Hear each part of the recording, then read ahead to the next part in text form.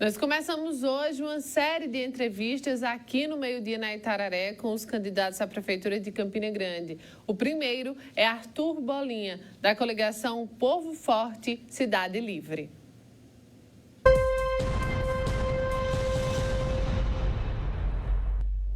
Uma boa tarde para você. Nós estamos iniciando hoje uma série de entrevistas com os candidatos a prefeito de Campina Grande.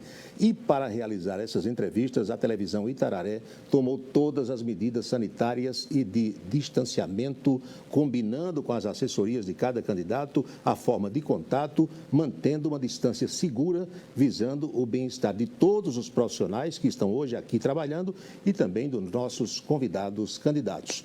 No sorteio que realizamos, quem inicia as entrevistas conosco é o candidato Arthur Almeida, o Arthur Bolinha, que durante 15 minutos vai dizer por que quer governar Campina Grande e o que pensa em fazer se for eleito. Candidato, boa tarde, seja bem-vindo. Boa tarde, Paulo. É um prazer renovado voltar ao seu programa. Por que deseja governar Campina Grande? Paulo, primeiro, pela necessidade que eu vejo de Campina Grande ter um prefeito que, de fato, conheça e priorize gestão, né? Não tem como você não separar uma realidade que a cidade vive das dificuldades e da qualidade do serviço público, por exemplo. E isso não é falta necessariamente de recursos, é falta de alguém que, à frente do governo, à frente da prefeitura, saiba melhor gerir esse recurso. A saúde é um exemplo vivo disso. Vou dar um pequeno exemplo. Campina Grande recebeu, ano passado, mais recursos para investir na saúde do que Feira de Santana e Caruaru junto, que são duas cidades que somadas dá 1 milhão de habitantes. E a cidade de Campina Grande não tem nada na saúde que funcione. Então, o meu desejo é exatamente fazer com que a minha experiência, que eu adquiri ao longo da minha vida, possa ser aplicado em prol do povo de nossa cidade. O senhor tem sido um crítico quanto mais do modelo de gestão que se aplica em Campina Grande. Tem como ser diferente? Claro que tem, e precisa ser diferente, Paulo. Porque não existe recurso público para fazer política, né? Cada R$1 que o município recebe e que ao invés de ser aplicado diretamente para chegar na ponta, seja melhorando as condições de trabalho, salário e fazendo com que as pessoas tenham o respeito devido, cada R$1 que é gasto para fazer política falta exatamente nessa ponta. Eu até costumo fazer um paralelo juntamente com as pessoas quando a gente está reunido, digo, olha, vamos supor que você receba um orçamento na sua casa de R$2.000. R$2.000. E você, ao invés de investir R$2.000 na manutenção da sua família, você utiliza R$1.000 para outros fins, para jogar, para farrar, para beber, não interessa. O que é que vai acontecer na sua casa? Vai viver permanentemente com necessidades que nunca serão atendidas. Mas no momento que você destinar 100% dos recursos que você recebe para a manutenção de sua casa, você pode até continuar tendo algum problema, mas você vai melhorar muito em relação ao que você tinha antes, quando você só aplicava parte do que você recebia. O município vive exatamente a mesma lógica. Há quem diga que ao longo da vida nós vamos mudando os conceitos em relação às variadas coisas. Os seus conceitos sobre administração mudaram de uns tempos para cá ou não? Não, pelo contrário, ele se fortalece, Paulo. A visão é a mesma. Ele se fortalece. Paulo, eu tive recentemente em 4 cidades no interior de São Paulo.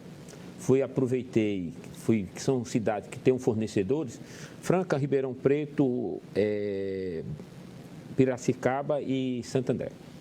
Nas 4 cidades, eu visitei escolas públicas municipais. Não foi nenhuma escola modelo, não. Cheguei lá, todas essas escolas, as crianças recebem 4 fardamentos por ano. 4 fardamentos por ano. Todas com laboratório de informática. Todas, ou tem quadra ou tem playground. A estrutura física das escolas não deixa a desejar em nenhuma grande e boa escola de Campina Grande particular, tá certo? Eu tive em 2 delas a oportunidade de estar presente durante as merendas escolares. E aí você vê o que é o resultado quando se, de fato, se investe o dinheiro que se recebe. Porque os municípios, não tem município que recebe mais ou menos. Você sabe que o dinheiro da educação ele vem por um aluno matriculado. É proporcional, é. Então, o dinheiro que Campina Grande recebe é exatamente o mesmo que essa cidade recebe. E por que nossa educação está entregue exatamente, né, nas condições que se encontram? A Operação Famintos foi uma demonstração clara, inequívoca, do que estão fazendo com a cidade, especialmente com os recursos da educação de Campina Grande. Nós não podemos permitir que isso continue. Então, meus conceitos de mudar, de romper com esse modelo, Pelo contrário, cada vez mais fortalece, porque cada vez mais eu estou absolutamente convencido que o Campina Grande rompe com esse modelo e dá, principalmente às pessoas que mais precisam, oportunidade de ser tratado com cidadania, com dignidade, com respeito, a gente só vai aumentar esse esforço social que, infelizmente, a gente observa todo dia em nossa cidade. Nós temos aí o exemplo do presidente Jair Bolsonaro, que tentou ser diferente e teve que se aliar ao Centrão, candidato. A diferença, Paulo, é que, de fato, o presidente depende muito mais do Congresso do que o prefeito depende da Câmara. Porque todo ordenamento jurídico do país praticamente se decide no Congresso, em Brasília. Diferentemente do município, que o principal papel do Legislativo é fiscalizar o Executivo, aprovar o orçamento, né? E, fora isso, você faz uma ação mais pontual. Então, você dá muito mais liberdade ao município, ao prefeito, né? A partir do momento que ele tiver uma gestão transparente, que ele priorizar, de fato, aquilo que precisa ser priorizado e que não dê espaço para que haja qualquer, por exemplo, pedido de impeachment, porque o pedido de impeachment tem que ser consubstanciado em cima de alguma coisa tem que ter fundamento. Então, se você não der mais para isso, mesmo que o eventual legislativo seja a você hostil, que eu não acredito que seja, porque eu acho que haverá uma grande renovação no legislativo, eu acredito que nós passaremos de 60% a renovação desse legislativo, que foi um dos piores que Campina Grande teve ao longo de sua história. Eu não tenho dúvida que o prefeito, e eu espero que seja eu, se nossa cidade nos der essa oportunidade, a gente vai ter a melhor relação possível com o legislativo para a gente, de fato, fazer com que Campina alcance a posição que ela naturalmente é vocacionada a alcançar. E o que fazer para ter maioria no legislativo? Porque sem maioria o prefeito não aprova nada. Na verdade é o seguinte, esperar primeiro ver o resultado, né? A gente espera eleger pelo menos 3 vereadores do nosso partido. Existem outros partidos que, embora não estejam coligados conosco, mas a gente tem um certo alinhamento do ponto de vista do pensamento. Eu não acredito que haverá grande dificuldade em construir uma boa relação com o legislativo, sem abrir mão dos princípios que eu acho fundamental, que é exatamente a moralidade, o não aparelhamento, como existe hoje, onde todo dia sai na lista dos SAGs, a quantidade de familiares ligados a prefeito e a vereador recebendo salários altos e a grande maioria, infelizmente, sem dar qualquer contraprestação ao município. Isso talvez seja um dos maiores problemas, isso é a causa, na verdade, de grande parte dos problemas que a cidade vive.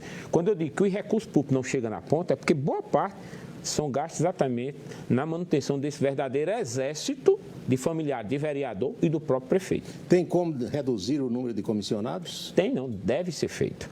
A gente vai manter, né, a máquina funcionando com eficiência, priorizando o servidor de carreira, os prestadores que trabalham, eles serão mantidos. E até eu digo sempre que eu tenho oportunidade, que em Campina Grande, quem trabalha na prefeitura ganha pouco e quem não trabalha ganha muito. Essa lógica é muito perversa. Tá certo? A gente precisa restabelecer uma lógica onde as pessoas que trabalham têm uma remuneração mais justa. Então, os prestadores, coitados, eles têm as menores remunerações e sempre, quase sempre, recebem atrasados. Então, a gente vai pagar os prestadores, manter os prestadores para que a máquina funcione, valorizando também o servidor de carreira. Inclusive, no nosso programa de governo, Paulo, tem uma questão muito importante, que é exatamente 1/3 dos cargos comissionados do nosso governo, 1/3 serão o cargo de confiança, serão ocupados, né, por prestador, por servidor de carreira. Por quê? Para que você possa fortalecer a carreira no serviço público de Campina Grande, que quase não existe hoje. Né? Você, muitas vezes, você está em uma determinada secretaria, você é uma pessoa que tem muito conhecimento sobre aquela área, aí, de repente, chega um superior seu, que não conhece nada, vai mandar em você apenas porque é uma indicação política. Quer dizer, isso naturalmente faz com que você tenha um processo de desmotivação. Então, a gente não pode permitir que isso aconteça. Então, a valorização do servidor, ele não só vai existir do ponto de vista do aumento do salário, da melhor remuneração, das melhores condições de trabalho, mas também do respeito a toda uma carreira que ele, eventualmente, possa ter construído no município. A população reclama do transporte público, mas o empresário também reclama e muitas empresas têm fechado pelo Brasil afora. Qual seria a solução para o transporte público? A gente vai retomar o modelo anterior de integração, precisa fazer isso, porque o modelo que está testado aí mostrou-se que não foi aprovado e não tem dado resultado à população. E a gente também pretende fazer um modelo híbrido. O que é que eu vou fazer?